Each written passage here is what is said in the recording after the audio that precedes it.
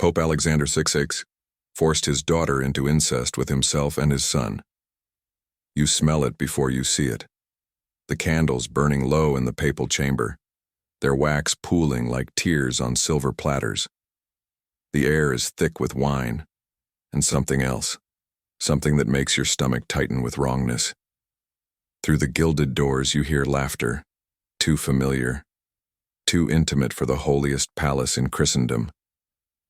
And when those doors finally open, you understand why the servants won't meet your eyes, why the guards stare at the floor, why all of Rome whispers a name they dare not speak aloud. Before we go any further into this darkness, I have to ask, where in the world are you watching from? It genuinely amazes me that a scandal from 5 centuries ago can still reach every corner of the globe. Drop your location below. The year was 1492, and Rodrigo Borgia had just bought himself the throne of St. Peter, not through divine providence, but through chests of Spanish gold distributed to cardinals whose consciences proved remarkably flexible. He took the name Alexander VI, and with it, he dragged his entire family into the Vatican's sacred halls, his mistresses, his bastard children, and Lucretia, his golden-haired daughter, barely 16, whose beauty would become both her currency and her curse in a game she never asked to play. The whispers started almost immediately. Rome was a city that fed on scandal the way other cities fed on bread, and the Borgias provided a feast. But these weren't the usual rumors of corruption or simony. These were darker, more visceral. They spoke of doors that should never be opened, of bonds that should never be tested, of a father's love that had curdled into something that made even hardened soldiers cross themselves. The pamphlets appeared at dawn in the piazzas, crude woodcuts showing twisted embraces, verses written like prayers but dripping with obscenity. O Holy Father who art in bed, unhallowed be thy name. And beside Lucretia always stood Cesare, her brother, the cardinal with a wolf's eyes and a reputation for violence that grew with each enemy who vanished into the Tiber. His gaze followed her through every banquet, every mass, every moment, with an intensity that courtiers noticed and recorded in letters they sealed 3 times before sending. The brother loves his sister too well, wrote a Venetian ambassador, his hand shaking enough that the ink smeared. God help us all.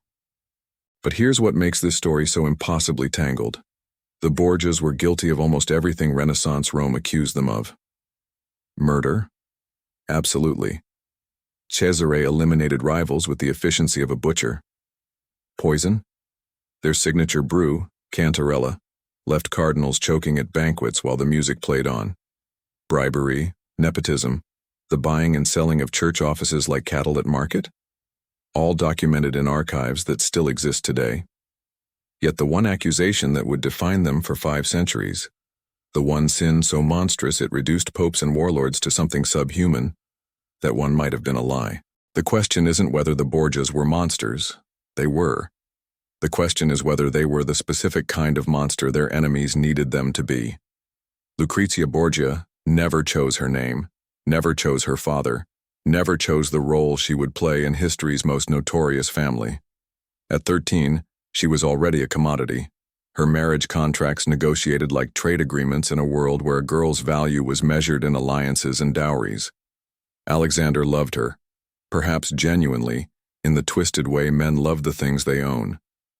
He called her my light, showered her with jewels and palaces, and then married her off to Giovanni Sforza, Lord of Pesaro, to seal an alliance with Milan. The wedding was everything Renaissance excess promised: silk and gold, peacocks roasted and reassembled with their feathers intact, wine flowing until even the priests stumbled. But when the time came for the bedding ceremony, when tradition demanded witnesses to ensure the marriage was consummated, Alexander raised his hand. Enough, he said, his voice cutting through the drunken cheers.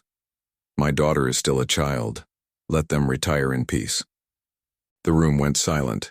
It was an unprecedented breach of custom, a refusal to let Rome see what needed to be seen. And in that silence, the first real seeds of suspicion took root. Why would a pope, who flaunted every other vice openly, suddenly become protective? What was Alexander hiding behind closed doors? The marriage lasted less than 3 years. When Alexander needed to pivot away from Milan, needed new alliances with Naples and France, Lucrezia's husband became expendable. The annulment papers arrived with a humiliating demand. Giovanni had to sign a document confessing to his own impotence, admitting the marriage had never been consummated. No man would do this willingly. But Cesare Borgia arrived at Giovanni's quarters one night, his dagger catching the candlelight, and somehow the signature appeared by morning. Giovanni fled Rome and spent the rest of his life telling anyone who would listen that the Borgias were monsters. "They threatened my life," he wrote to allies. "The Pope keeps his daughter for himself and his son. What kind of family dissolves a marriage on such grounds unless they have other uses for her?" And Rome, always hungry for scandal, devoured every word. The pamphlets grew bolder. One depicted Lucrezia as a modern Phaedra, entwined with both father and brother. Another, read aloud in Trastevere taverns, spun a tale of a papal key that unlocked more than heaven's gates. Priests gave sermons on the sins of Sodom, on bonds defiled, on houses where serpents nested in marriage beds. They never named names. They didn't need to. But here's what the archives actually show. After the annulment, Lucrezia disappeared to the convent of San Sisto for several months.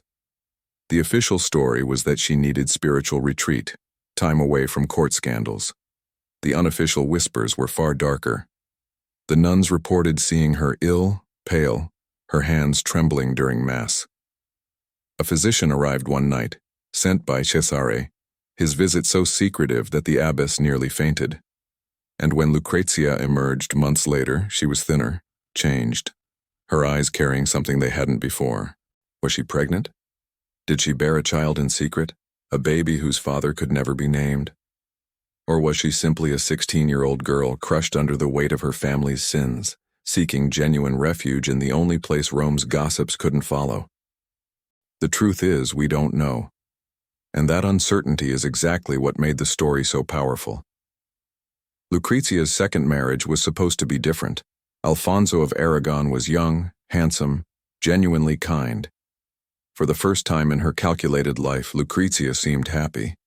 She laughed freely. She walked the Vatican gardens without the mask of careful composure. Archives record that Alfonso gave her music, poetry, moments of tenderness in a world built on steel and poison. For a brief, shining moment, she was simply a young woman in love. Cesare watched it all with eyes like winter. The political winds had shifted again. Naples was no longer useful to Borgia ambitions.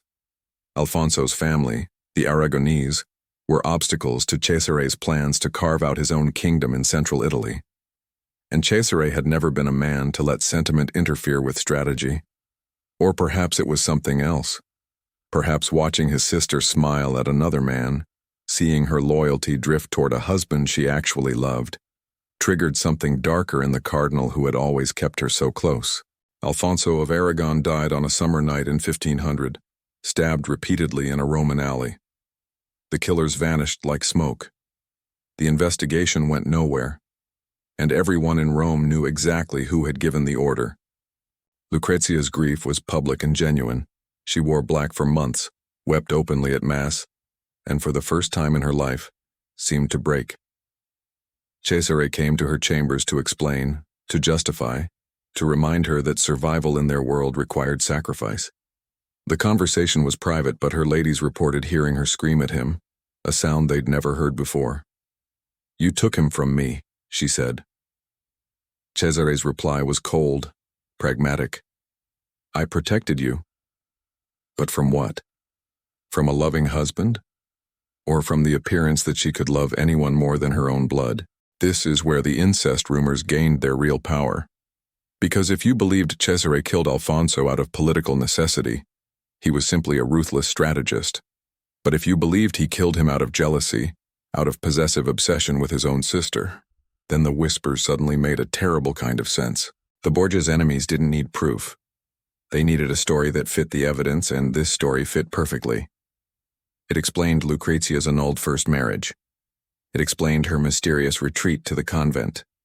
It explained why Cesare seemed to treat her more like a lover whose affections had strayed than a sister he was duty-bound to protect. And in a Renaissance culture steeped in classical literature, where everyone knew the Greek tragedies of Oedipus and Phaedra, the archetype of incestuous corruption was ready-made. Alexander VI died in August 1503, writhing in agony after a banquet. The official diagnosis was tertian fever. The unofficial diagnosis was cantarella, the Borgia's own poison, either administered by enemies or, in cruel irony, accidentally ingested by the man who had perfected its use. His body was left to bloat and rot in the summer heat, a grotesque end for a man who had lived grotesquely. With the Pope dead, the Borgia power structure collapsed overnight. Cesare, stripped of his armies and influence, fled Rome. He was captured, imprisoned, and died 4 years later in an obscure skirmish in Navarre, cut down by a nameless soldier's spear. The man who had terrorized Italy fell without ceremony, his body left for crows. Lucrezia survived them all. She married Alfonso d'Este, Duke of Ferrara, in her third and final political arrangement. But this time, something shifted. Far from Rome, far from the poisoned Vatican halls, she became something the rumors had never allowed.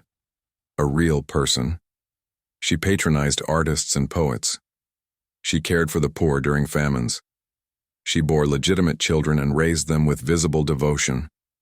The people of Ferrara, initially terrified of the infamous Borgia daughter, slowly began to speak of her differently. La Duchessa, they called her with genuine affection, not irony, but the past never truly released her. When traveling preachers spoke of scarlet women whose sins could never be washed clean, the crowd's eyes drifted toward the ducal palace. When pamphlets circulated depicting her old crimes, Alfonso d'Este had to have them burned publicly. And on quiet nights her ladies reported hearing her weep, though by morning she was always composed, always in control. She died in 1519 at 39, following complications from childbirth. Her last words were a prayer. She was buried in Ferrara with honors befitting a duchess, her tomb inscribed with virtues, piety, charity, devotion. Not a word about Rome, not a word about the names that had defined her youth. But history wasn't finished with Lucrezia Borgia. The incest accusations persisted because they served a purpose larger than truth. They became shorthand for everything people feared about unchecked power, about corruption wearing holy vestments, about the gap between what institutions claimed to be and what they actually were. The Borgias represented that gap made flesh. And Lucrezia, beautiful and silent and trapped, became the perfect symbol of innocence corrupted, or complicity masked, depending on who was telling the story. Modern historians have combed the archives for 5 centuries. They found murder contracts signed by Cesare. They found letters proving Alexander bought the papacy. They found inventories of poison and records of disappeared rivals. What they haven't found is any concrete evidence of incest. No bastard child whose parentage can be definitively traced to Alexander or Cesare. No eyewitness account that holds up under scrutiny. No confession from any of the principals. But they found something else. They found how powerful a lie can be when it's the lie people need to believe. The Borgias were guilty of almost everything. But perhaps their greatest crime was being so openly corrupt that when their enemies invented one more sin, one final abomination to complete the picture, the world believed it instantly. Because if a pope could keep mistresses openly, seat his bastards above princes, murder rivals at banquets while music played, why wouldn't he cross that last boundary? What was left to restrain him? The answer might be nothing. Or it might be that even the Borgias had limits and the incest myth says more about us than them. About our need to believe that power corrupts absolutely. About our hunger for villains so monstrous they justify our outrage. About how history remembers not what people did but what we needed them to have done to make the story complete. Lucrezia Borgia lived 19 years after her father's death, 19 years after Cesare's murder. She had time to become someone else, to build a legacy separate from the family name that had defined and destroyed her youth. And she did. The Duchess of Ferrara died beloved, mourned, remembered in her adopted city as genuinely virtuous. But that's not the Lucrezia we remember. We remember the rumors, the whispers, the girl in the gilded cage whose beauty and suffering fit our narrative too perfectly to abandon. We remember her not as she was, but as we needed her to be. The ultimate victim, or the ultimate accomplice in history's most notorious family. In a chapel in Ferrara, her tomb still stands. The inscription speaks of piety and devotion. It doesn't mention Rome. It doesn't mention her father or brother. It doesn't mention the pamphlets that destroyed her reputation for centuries. But on certain quiet mornings when light slants through the chapel windows just right, you can almost hear what she never got to say. Her defense. Her truth. The story she couldn't tell because survival meant silence, because in the house of Borgia, even love was currency and words could be weapons. 500 years later, we're still trying to decide if she was guilty. Still wondering what really happened behind those gilded Vatican doors. Still caught between the monster they called her and the woman she tried to become. And maybe that's the real legacy. Not the truth of what happened, but the fact that we'll never stop looking for it. That a girl who died in 1519 can still make us ask what we'd do in her place, whether we'd speak or stay silent, whether we'd fight or survive. The scandal outlived the family. The myth outlasted the facts. And somewhere in Ferrara, beneath stone and silence, Lucrezia Borgia keeps her secret still.